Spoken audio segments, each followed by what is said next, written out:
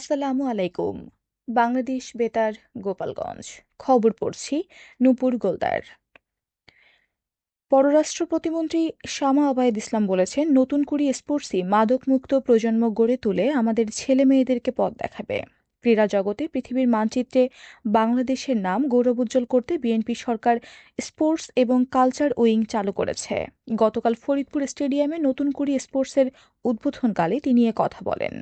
পররাষ্ট্র প্রতিমন্ত্রী বলেন, কোমলমতি শিশুদের মাদক থেকে দূরে রাখতে ও তারা যাতে বিপথগামী না হয় সেজন্য লেখাপড়ার পাশাপাশি ক্রীড়ার বিকল্প নাই। তিনি বলেন, শহীদ রাষ্ট্রপতি জিয়াউর রহমান 1978 সালে নতুন করে শুরু করেছিলেন।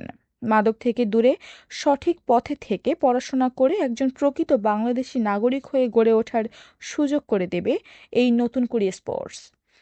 শামা ওবায়দ বলেন, ভালো খেলোয়াড় তৈরি করতে বিএনপি সরকার গঠনের পর পররাষ্ট্র মন্ত্রণালয় ও ক্রীড়া মন্ত্রণালয়ের যৌথ উদ্যোগে স্পোর্টস ডিপ্লোমেসি করা হয়েছে। তিনি বলেন, নতুন করে স্পোর্টসের মাধ্যমে তৈরি হওয়া ভালো খেলোয়াড়রা পৃথিবীর মানচিত্রে বাংলাদেশ ও বাংলাদেশের ক্রীড়াকে গৌরবান্বিত করে তোলার সুযোগ পাবে।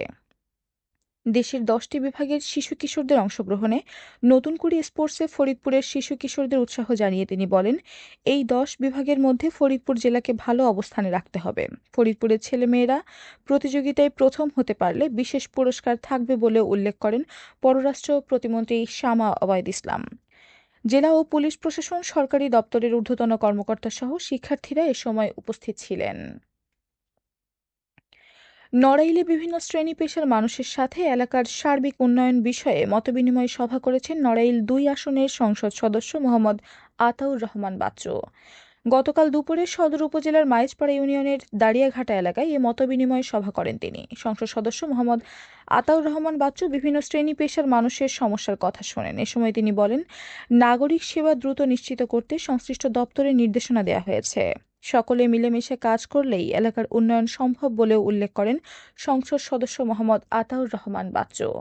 গণ্যমান্য ব্যক্তিবর্গ সহ দলীয় নেতাকর্মীরা এ সময় উপস্থিত ছিলেন।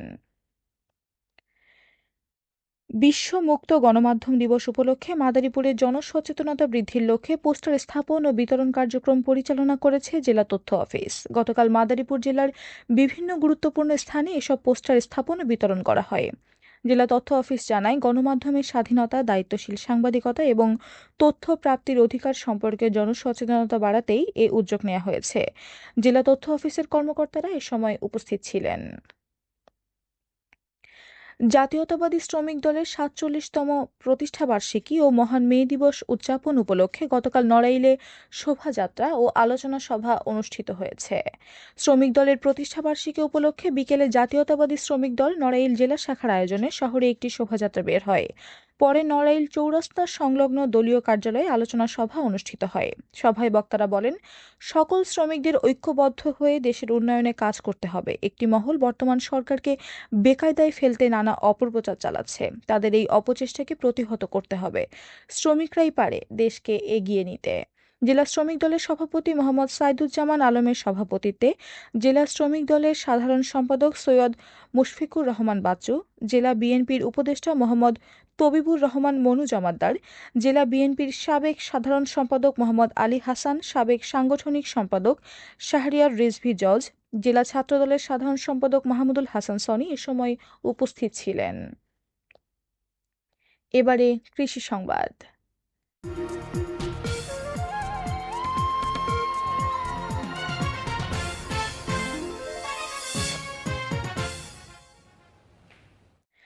গোপালগঞ্জে 85 হেক্টর জমিতে মটর চাষ করা হয়েছে। জেলা কৃষি বিভাগ জানিয়েছে, জেলায় এবছর হেক্টর প্রতি 1.2 মেট্রিক টন হিসেবে 102 মেট্রিক টন মটর উৎপাদনের লক্ষ্যমাত্রা নির্ধারণ করা হয়েছে।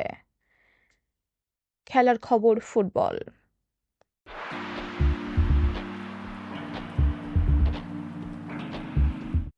সারা দেশের ন্যায় গোপালগঞ্জেও নানা আয়োজনে নতুন কুড়ি স্পোর্টসের উদ্বোধন করা হয়েছে। গতকাল বিকেলে গোপালগঞ্জ জেলা স্টেডিয়ামে প্রধান অতিথি হিসেবে এর উদ্বোধন করেন গোপালগঞ্জ 1 আসনের এমপি ও বিএনপির কেন্দ্রীয় নির্বাহী কমিটির সহ সাংগঠনিক সেলিমুজ্জামান মোল্লা।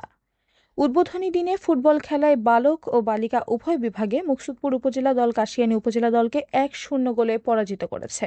অতিরিক্ত জেলা প্রশাসক সার্বিক এস.এম. তারেক সুলতানের সভাপতিত্বে গোপালগঞ্জ 3 আসনের এমপি ও কেন্দ্রীয় স্বেচ্ছাসেবক দলের সভাপতি এস.এম. জিলানী, গোপালগঞ্জ ২ আসনের MP doctor K M Babar, জেলা পরিষদের প্রশাসক ও জেলা বিএনপির আহ্বায়ক শরীফ রফিউজ্জামান, জেলা বিএনপি সহ সহযোগী সংগঠনের নেতৃবৃন্দ এ সময় উপস্থিত ছিলেন।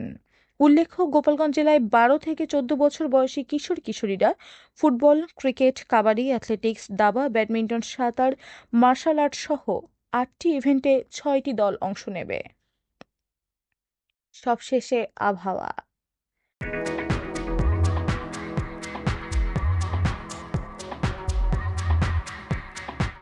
আজ বেলা ১টা পর্যন্ত দেশের অভ্যন্তরীণ নদীবন্দর সমূহের জন্য আবহাওয়ার পূর্বাভাসে বলা হয়েছে, পাবনা, ঢাকা, টাঙ্গাইল, বগুড়া, ময়মনসিংহ, ফরিদপুর, খুলনা, বরিশাল, পটুয়াখালী, নোয়াখালী, কুমিল্লা, চট্টগ্রাম, কক্সবাজার ও সিলেট অঞ্চলসমূহের উপর দিয়ে উত্তর অথবা উত্তর পশ্চিম দিক থেকে ঘন্টায় ৪৫ থেকে ৬০ কিলোমিটার বেগে অস্থায়ীভাবে দমকা অথবা ঝোড়ো হাওয়া সহ বৃষ্টি অথবা বজ্রবৃষ্টি হতে পারে। এসব এলাকার নদীবন্দর সমূহকে ১ নম্বর সতর্ক সংকেত দেখাতে বলা হয়েছে। খবর শেষ হলো। আমাদের পরবর্তী খবর প্রচারিত হবে সকাল ১০টা ৩০ মিনিটে বাংলায়।